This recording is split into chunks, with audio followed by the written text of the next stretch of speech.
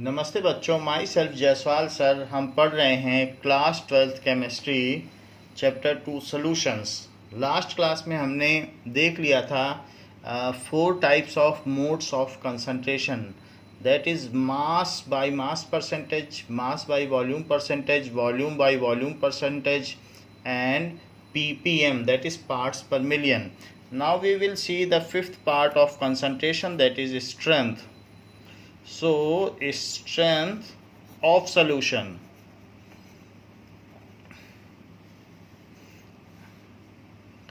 It is the mass of solute in gram dissolved per liter of solution. It is mass of solute present per liter of solution. So mass of solute should be in gram. So strength of solution is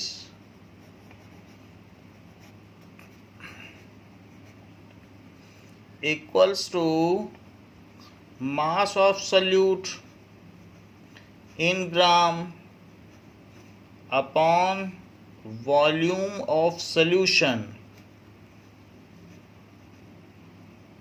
in liter. So in this way we can find out the strength of solution. Now next mode of concentration is, जैसे मान लीजिए इसमें आपको दिया गया है कि if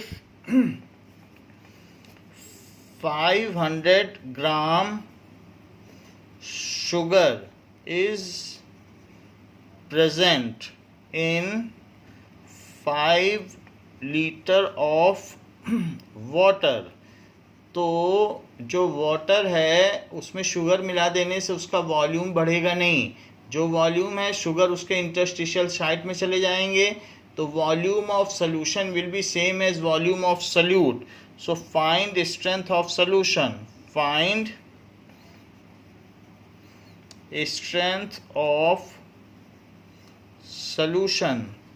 So as solid particle occupy the interstitial sites, so as solute particles of solid occupy interstitial sites of liquid, so volume of liquid does not change. So volume of solution is equal to volume of solvent is equals to 5 liter. वो 5 litre ही रहेगा. So strength of solution क्या हो जाएगी? Now strength of solution will be, that is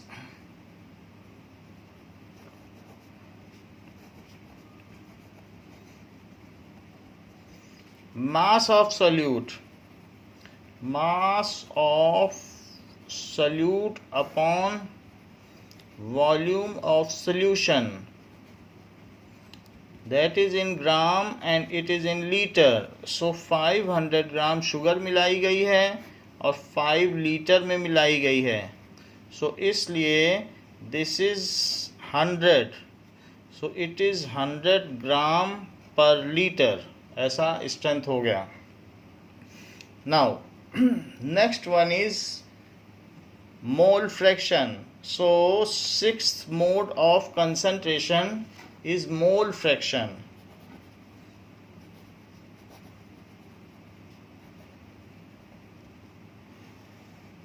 Now what does it mean by mole fraction? It is the ratio of number of moles. It is the ratio of number of moles of one component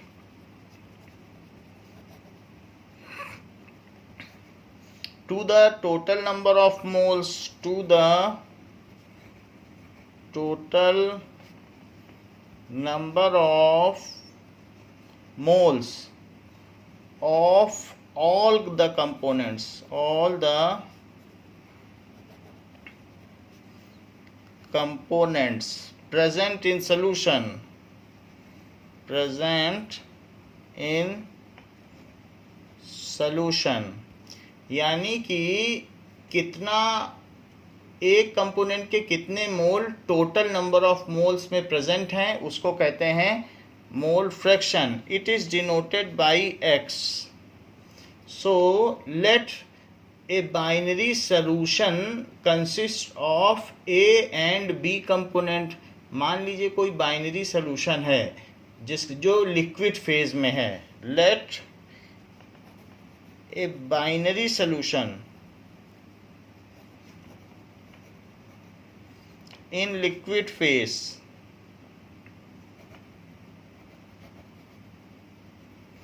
consists of two components A and B. उसके दो component हैं A and B. So mole fraction of A is equals to number of moles of A upon number of moles of A plus number of moles of B. It is the mole fraction of A. It can be symbolically represented by, that is, Na plus Nb. In the similar manner, mole fraction of B can be represented as Nb upon Na plus Nb. The same you have learnt in class 11th. Now, what is XA plus XB? So XA, that is mole fraction of A. It is mole fraction of B. So XA plus XB is Na upon Na plus Nb plus Nb upon Na plus Nb. तो अगर इन दोनों को add कर दिया जाए तो denominator same है, इसलिए न्यूमरेटर सिंपली ऐड हो जाएंगे और ये 1 आ जाएगा. So XA plus XB is equals to 1. मान लीजिए किसी एक का मोल फ्रैक्शन आपको पता चल गया है तो आप दूसरे का मोल फ्रैक्शन निकाल सकते हैं. जैसे कि XB आपको निकालना है तो ये 1 माइनस एक्स से हो जाएगा, तो इस तरीके से निकाला जा सकता है. Now in case of ternary solution, in case of ternary solution having components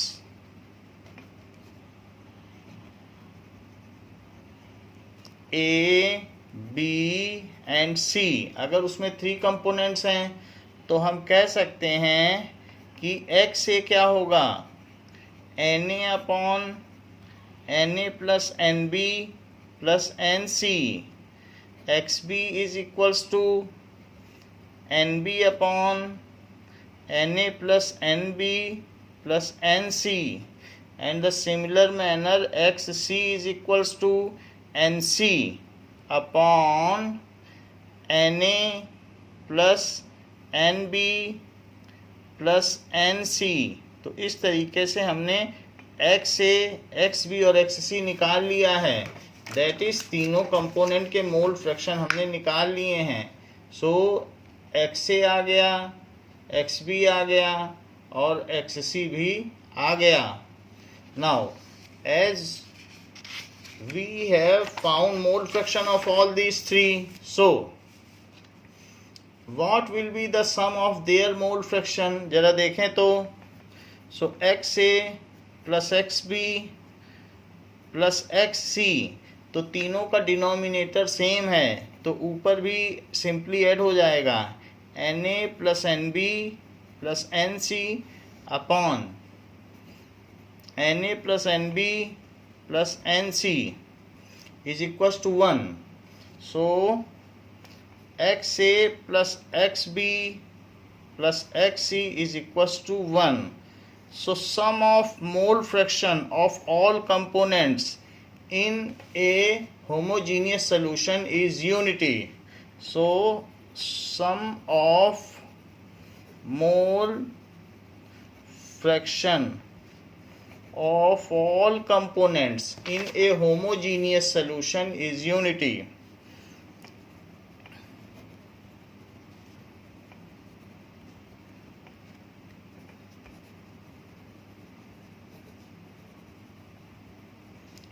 Solution is unity, ऐसा कहा गया है.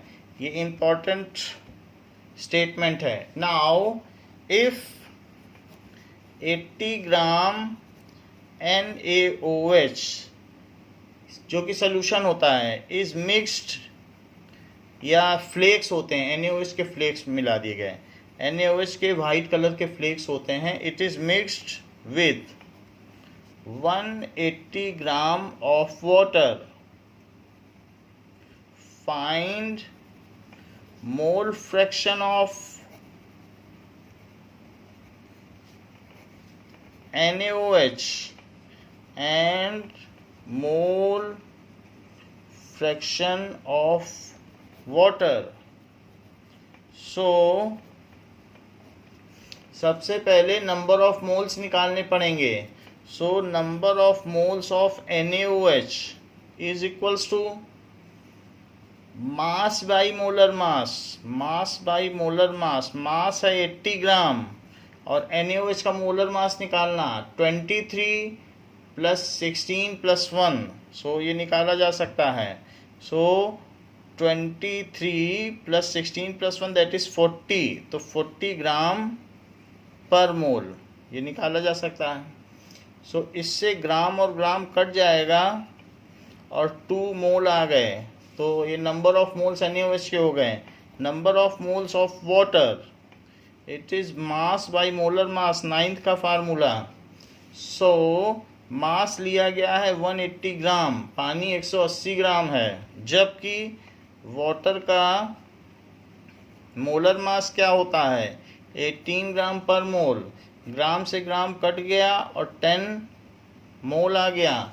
सो टोटल नंबर ऑफ मोल्स कितने हो गए 10 और प्लस 2. सो इसलिए mole fraction of NaOH is equals to number of moles of NaOH upon number of moles of NaOH plus number of moles of water, जो कि 2, ये 2 है NaOH के, तो 2 upon 2 plus 10 that is equals to 2 by 12 that is equals to 1 by 6 that is 0.167. तो ये mole fraction आ गया. Mole fraction does not have any unit, क्योंकि ऊपर भी मोल है नीचे भी मोल है, तो यूनिट कहाँ से होगी. तो इस तरीके से it is unitless quantity. What will be the mole fraction of water? तो mole fraction of NaOH plus mole fraction of water is unity.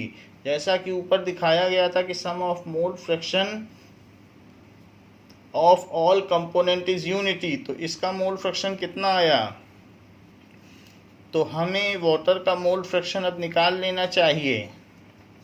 So mole fraction of water is equals to 1 minus 0.167. तो 1 में से 167 को minus कर दीजिए तो यहाँ 3 आएगा, यहाँ 3 आएगा और 9 में से 1 जाएगा तो 8 आएगा, तो 0.833. So it is 0.833. तो ये मोल फ्रैक्शन हो गया. और इस पर भी बार लगा दो, और यहाँ अगर 6 लिखना चाहते हो तो 6 पे भी बार लगा दो, वरना ठीक है 833 भी लिखा जा सकता है, क्योंकि इन दोनों का सम वही हो जाएगा. तो इस तरीके से हमने वाटर का भी निकाल लिया और इसका भी निकाल लिया. So now you are familiarised with the mole fraction. It may be having any number of components. If more than 3 components are present, called ternary solution. तो नीचे सभी का सम हो जाएगा. So now if there are I number of components So if in a solution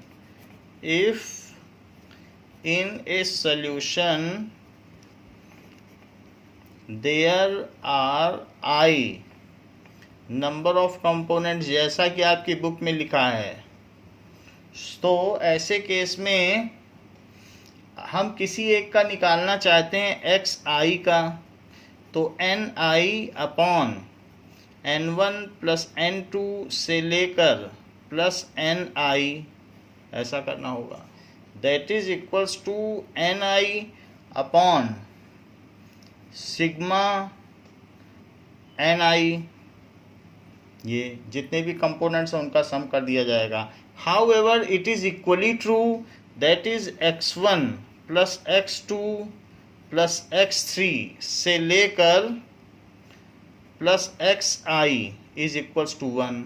ये बात तो true होगी क्योंकि sum of mole fraction of all components is unity, तो ये बात तो ट्रू होगी. नाउ क्वेश्चन दिया गया है, इफ एयर कंटेन्स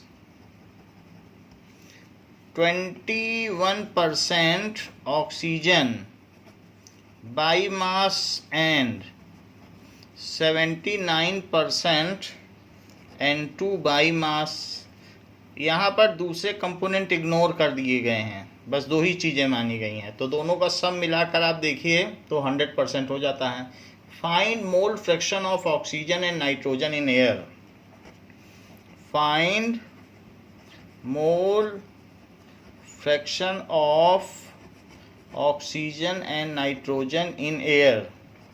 ये इम्पॉर्टेंट क्वेश्चन है, तो इसका सलूशन देखिए. Let there is 100 gram of air. Let there is 100 gram of air, then it contains 21 gram, क्योंकि बाई मास है ना, तो 21 ग्राम O2 एंड 79 ग्राम N2 100 ग्राम में. तो number of moles of O2 कितने हो जाएंगे, मास बाई मोलर मास. तो मास कितना दिया है बताओ O2 का, 21 ग्राम, और मोलर मास कितना होता है, तो ऑक्सीजन का मोलर मास देखिए 21 ग्राम, तो ये हो गया. तो हमें ये देखना पड़ेगा कि ऑक्सीजन के कितने मोल्स प्रेजेंट हैं. Now it will be O2 है तो आप इसे 32 से डिवाइड करें, क्योंकि O2 के रूप में वहाँ प्रेजेंट है, O के रूप में नहीं, तो जो जैसा होगा उसी का मोलर मास लिया जाएगा. So what is the mole fraction.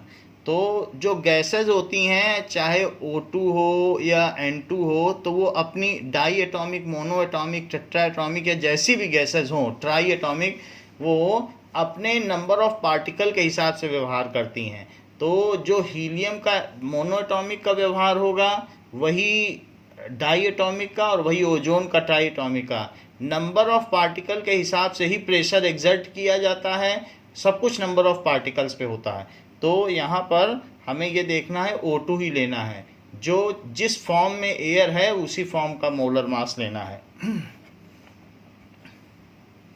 ये and now number of moles of N2 is, तो वो 79 ग्राम होगा और उसका 28 ग्राम पर मोल, तो ग्राम पर मोल में ले लिया जाएगा. नाउ तो ग्राम पर मोल ऐसे ले लिया, और ये ग्राम है तो ग्राम से ग्राम कट गया, यहाँ भी ग्राम से ग्राम कट गया. सो 21/32 मोल, और यहाँ पर 79/28 मोल, ये चीज़ हो गई. ऐसे केस में हमें मोल फ्रैक्शन चाहिए. किसका मोल फ्रैक्शन चाहिए, O2 का. सो NO2 upon NO2 plus NN2, so it is 21/32 upon 21/32 plus 79/28, ये चीज़ हो गई. सो इसकी वैल्यू निकालिए और ऊपर नीचे तो 21/32 और नीचे का एलसीएम ले लो। तो एलसीएम लेने पे क्या होगा, 32 इंटू 28 और यहाँ पर 21 इंटू 28 प्लस 79 इंटू 32। ऐसा हमने नीचे एलसीएम ले लिया तो 32 से 32 कट गया और 28 ऊपर चला जाएगा। सो 21 इंटू 28 और नीचे क्या हो गया, 21 इंटू 28 प्लस 79 इंटू 32 ऐसा आ गया। भाई 32 कट गया, 28 ऊपर चला गया। अब इन सब चीज़ों को आप कुछ अगर कॉमन आ जाता है तो कॉमन निकालो और बाकी कैलकुलेट करें। सो सिर्फ इसमें 4 कॉमन आ रहा है। सो बाकी 3 से तो कुछ नहीं कट रहा है। सो 21 इंटू 28 और अगर 4 कॉमन लिया जाए तो 21 इंटू 7 और प्लस 79 इंटू 8, 4 कॉमन आ गया। 4 से इसको कट करो तो ये 7 आ गया।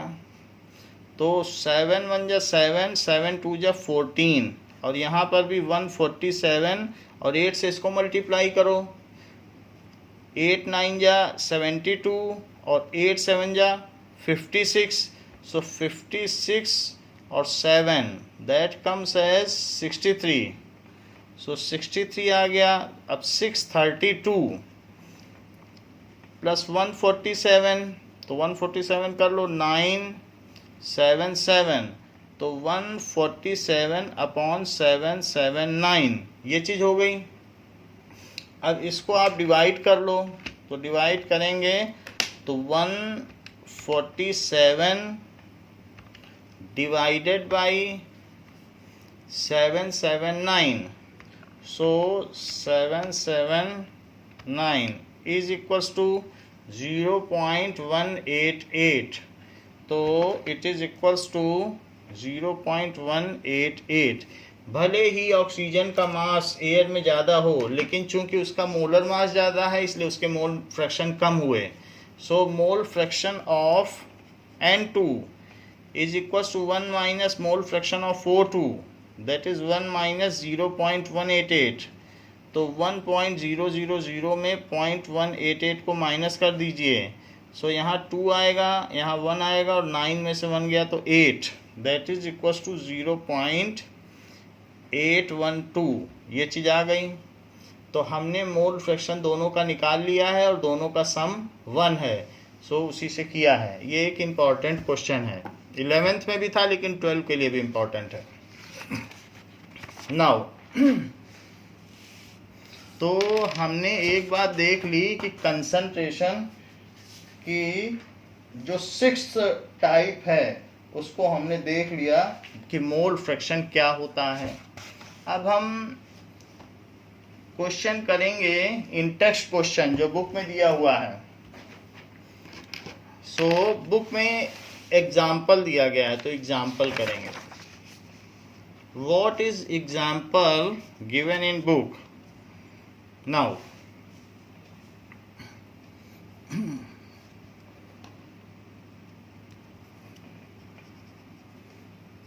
example 2.1 it is given calculate the mole fraction of ethylene glycol.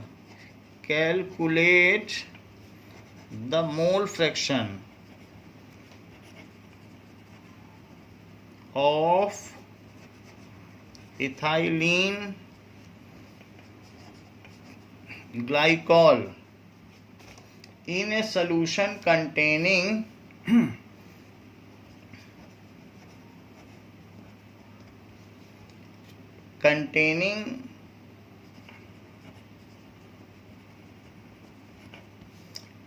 20% of C2H6O2 by mass, C2H6O2 by mass। Ethylene glycol का फार्मूला C2H6O2 होता है। तो किसी सोल्यूशन में अगर इतना इथाइलिन ग्लाइकॉल है तो मोल फ्रैक्शन निकालो। वैसे जो इथाइलिन ग्लाइकॉल होता है तो वो होता क्या है, C2H4 ईथीन में अगर आप बेयर्स रिएजेंट डालेंगे, bears reagent that is KMNO4 plus water, अगर ऐसे डालेंगे तो बन जाएगा C2H6O2 बन जाएगा। फिर से देखिए CH2 और डबल बॉन्ड CH2, और अगर आप उसमें KMNO4 प्लस वाटर डालेंगे, KMNO4 में बहुत ऑक्सीजन होती है तो ये वाटर को ऑक्सीडाइज कर देगा, और ऑक्सीडाइज करने के बाद ये इसको किस में कन्वर्ट कर देगा, ये इसको कन्वर्ट कर देगा H2O2 में। H2O2 क्या होता है, HOOH हाइड्रोजन परऑक्साइड होता है। ये यहाँ से टूट जाएगा और टूटने के बाद एक OH इधर जुड़ेगा, एक OH इधर जुड़ेगा, तो एक OH इधर जुड़ेगा और ये डबल बॉन्ड टूट जाएगा, तो CH2 एक OH यहाँ जुड़ा, O से जुड़ेगा, और COH और H2 जरा टोटल करो तो C2H6O2, यही चीज़ बनी कि नहीं। ये खांसी की दवा है, दिस इज कफ सिरप,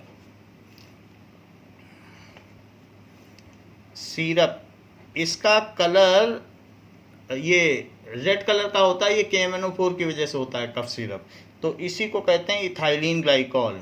और एक प्रचार में भी आता है खांसी के लिए तो बस ग्लाइकोडिन, तो ग्लाइकोडिन, ग्लाइकॉल, इस तरीके के जो भी सिरप आते हैं सब कफ सिरप होते हैं। सो ये इथाइलिन ग्लाइकॉल है, क्योंकि इथाइलिन से बना है और मीठा है, तो मीठा होने से ग्लाई हो गया, और ऑल इसलिए है क्योंकि उसमें 2 OH हैं, तो बिल्कुल नाम जस्टिफाइड है। इथाइलिन, ग्लाई का मतलब मीठा और ऑल का मतलब OH।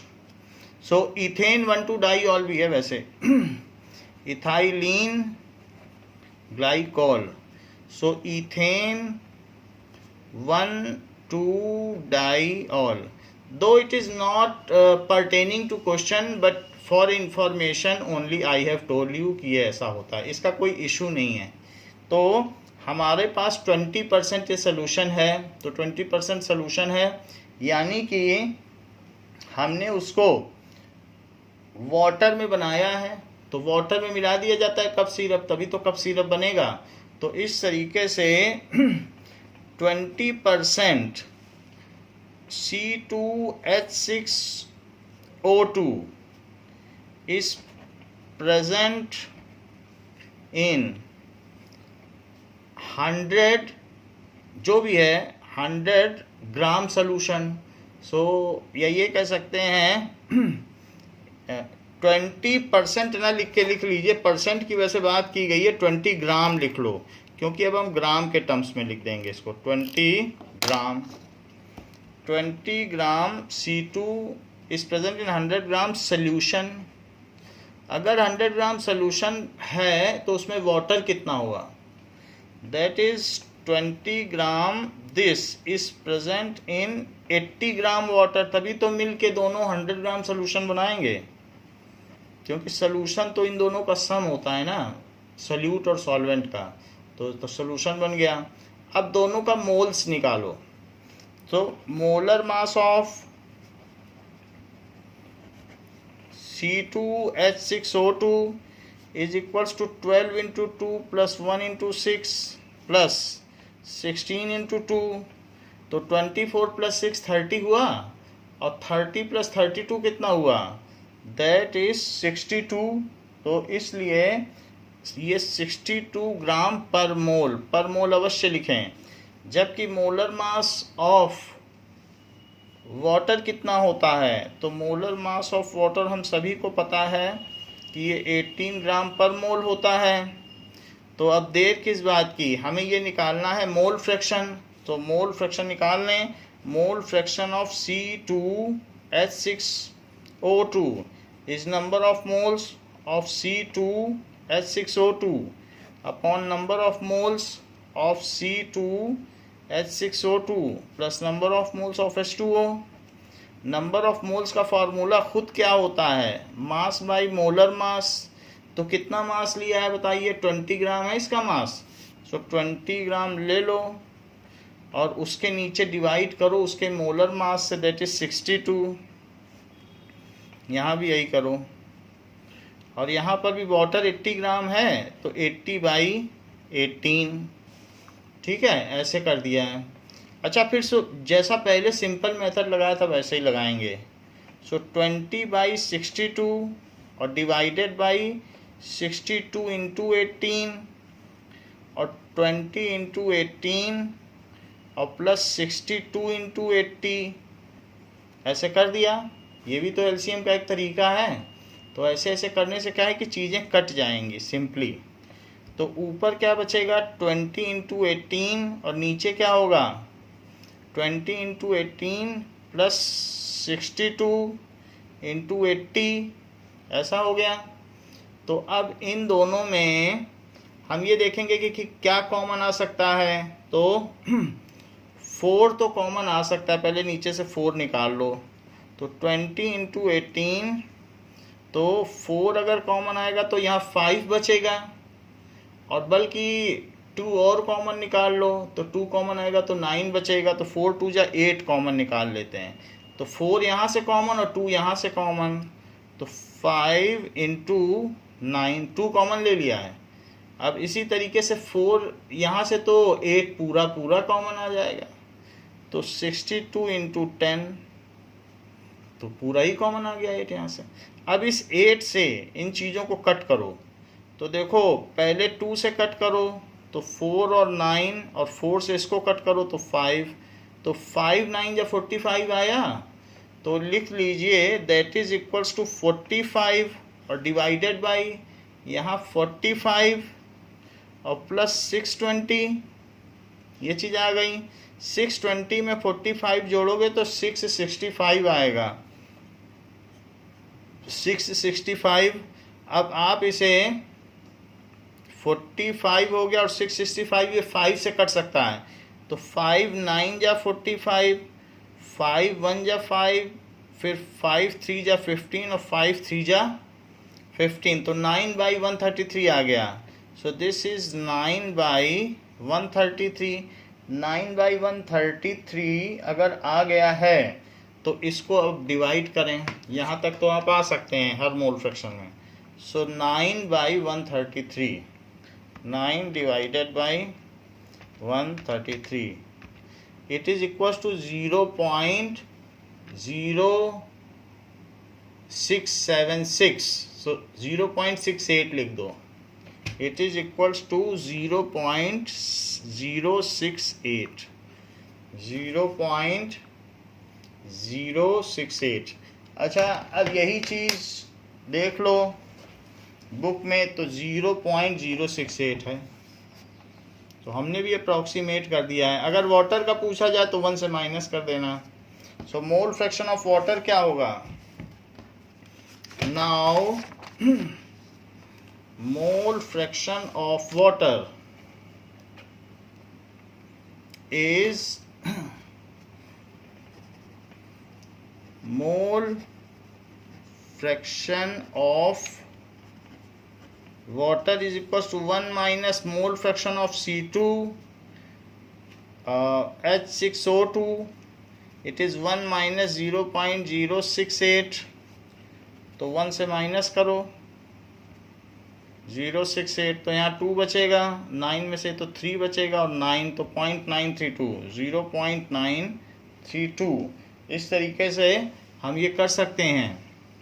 Now so this was all about mole fraction. Now we will see molarity. This is the 7th type.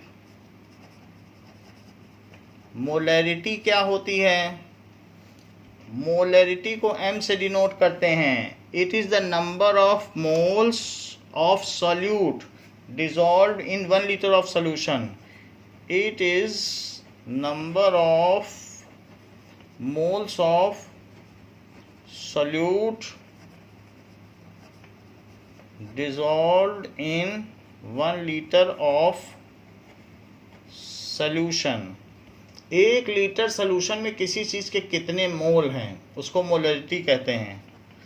molarity is equals to number of moles of solute upon volume of solution in liter.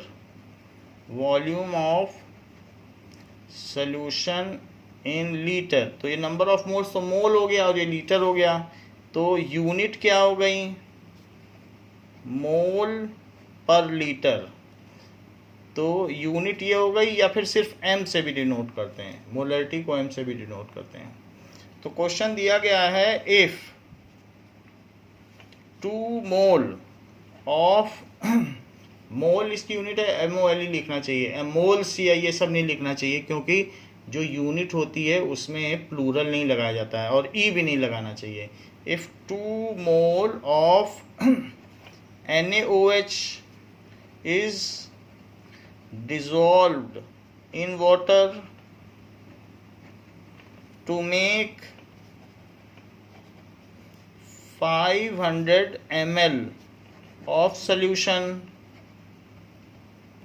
find molarity of solution। तो molarity salute की ही निकाली जाती है। सो molarity का formula क्या होता है, molarity is equals to number of moles upon volume, number of moles of solute upon volume, या इसका ये भी फार्मूला होता है m is equals to n/v, क्योंकि मोलरिटी को m से डिनोट करते हैं।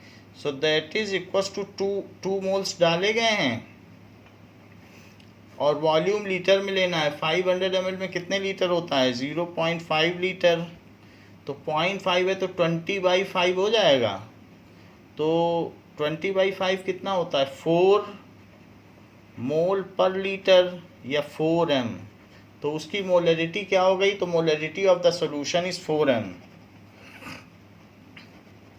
Molarity of solution is 4m, यानी कि 1 लीटर सॉल्यूशन में कितने मोल हैं सॉल्यूट के, यही मोलरिटी। बहुत आसान सी चीज़ है कि 1 लीटर सॉल्यूशन में सॉल्यूट के कितने मोल हैं, तो number of moles of solute per litre of solution is called molarity. जैसे कि एग्जाम्पल 2.2 दिया गया है, तो इसमें हम मोलरिटी की गणना करें। So example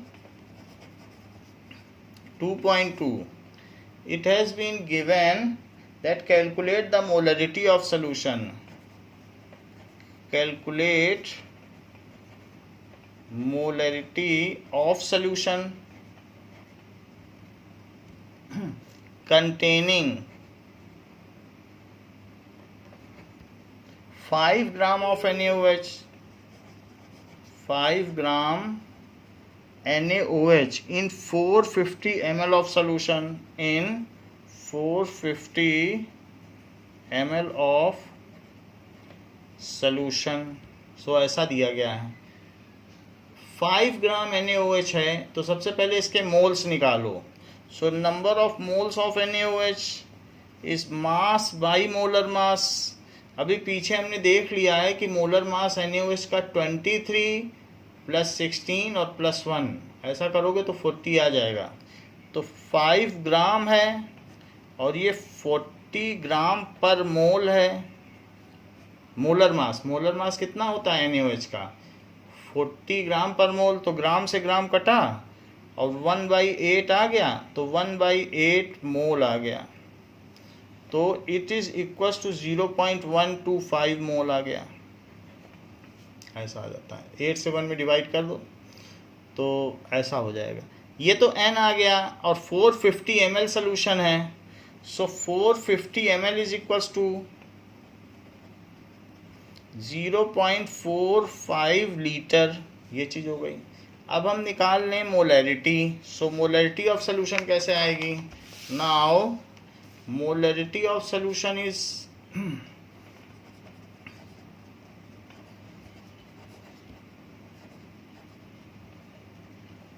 is equals to number of moles of solute upon volume of solution in litre. तो मोल्स ऑफ सल्यूट तो हो गए 0.125 और ये हो गया 0.45। ज़ीरो चाहो तो और लगा दो, जिससे कि दोनों तरफ इक्वल इक्वल डेसिमल हो। ज़ीरो लगाने से कुछ फ़र्क नहीं पड़ेगा, लेकिन ऐसा करने से डेसिमल हट जाएगा और फिर ये 5 से कट भी जाएगा। तो 5 2 जा 10 और 5 5 जा 25 और यहाँ बनेगा 90। 5 9 जा 40 और फिर 5 से कटेगा। 5 5 जा 25, 5 1 जा 5 और 5 8 जा 40। तो ये बन गया 5/18 m। लेकिन अब 5/18 को तो सॉल्व करना पड़ेगा। तो 5/18 में 18 से आप 5 में डिवाइड कर लें। तो 18 2 जा 36 और 18 7 जा 126 और यहाँ बचेगा 14। तो 0.277 है तो 0.278 लिख दें। तो इट इज़ 0.278 m। तो जो आपका बुक का आंसर आ रहा है वो भी यही आ रहा है। तो इट इज़ 0.278 मोल पर लीटर भी लिख सकते हैं और 1 लीटर में 1 डेसीमीटर क्यूब होता है, तो वो भी लिख सकते हैं। 1 लीटर में 1 डेसीमीटर क्यूब कैसे होता है वो मैं बता देता हूँ कि जो 1 लीटर है, अगर आप एक ऐसा डिब्बा लो, ऐसा बॉक्स ले लो जो कि 10 सेंटीमीटर का हो, हर साइड जिसकी 10 सेंटीमीटर काफ़ी होता है। 10 सेंटीमीटर इतना होगा, इतना बड़ा अगर डिब्बा ले लो क्यूब, तो उसमें 1 लीटर पानी आ जाएगा। जो रेलवे का पानी आता है 1 लीटर का, वो उसमें आ जाएगा। सब साइड 10 सेंटीमीटर की लो, और 10 सेंटीमीटर ही तो 1 डेसीमीटर होता है। That is 1 decametre. 1 डेकामीटर। तो इस तरीके से 10 सेंटीमीटर में मैं फिर क्लियर कर दूं। देखो, डेसी क्या होता है? 1/10 पार्ट। और डेका क्या होता है? It is equal to 10 times. तो अब जरा देखिए, डेसीमीटर जब हम बोलेंगे, so decimetre is equals to 1/10 of 1 metre. 1/10 of 1 metre है तो 1/10 ऑफ 100 सेंटीमीटर। तो ये 10 सेंटीमीटर हो गया। तो इसलिए डेसी लगा देने से 10 सेंटीमीटर आएगा, और डेका करोगे तो 10 टाइम्स ऑफ 1 मीटर हो जाएगा। तो इसलिए डेका करने पर 10 मीटर बनेगा और डेसी करने पर 10 सेंटीमीटर। तो इसलिए चाहे अगर आप इसको लिख रहे हैं ग्राम पर लीटर, तो एक चीज़ जान लेनी चाहिए, ये मोल पर लीटर आप लिख सकते हो ना। इसको क्या लिख सकते हो? 0.278 मोल पर लीटर। तो जो 1 लीटर है वही ये 1 डेसी बोला जाएगा। देखो, डेसी का मतलब मैंने बताया 1/10 करो 1 मीटर का, तो 10 सेंटीमीटर आया कि नहीं? तो इसलिए ये 0.278 मोल डेसी मीटर, तो पर डेसीमीटर क्यूब, ये चीज़ है। और डेका का फार्मूला जो होता है वो DA होता है, डेका। तो इसलिए डेका का ये सिंबल है और डेसी का सिंबल सिर्फ D है। तो ये चीज़ है। तो मेनली डेसी 1/10। मिली कितना होता है? मिली is 1000th part.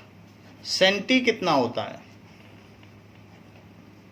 100th part. अगर कोई आपसे कहे कि 1 सेंटीमीटर, तो 1 मीटर का जो 100वां हिस्सा है 100th पार्ट, तो 1 मीटर के 100 पार्ट कर दो तो जो 100th पार्ट होगा वही तो 1 सेंटीमीटर होगा। और 1 मीटर के 1000 पार्ट कर दो तो वो 1 मिलीमीटर हो जाएगा। हेक्टो कितना होता है? जैसे डेका 10 टाइम्स होता है, hecto 100 times. Hecto is equals to 100 times किसी का। किलो कितना होता है? So kilo is equals to 1000 times.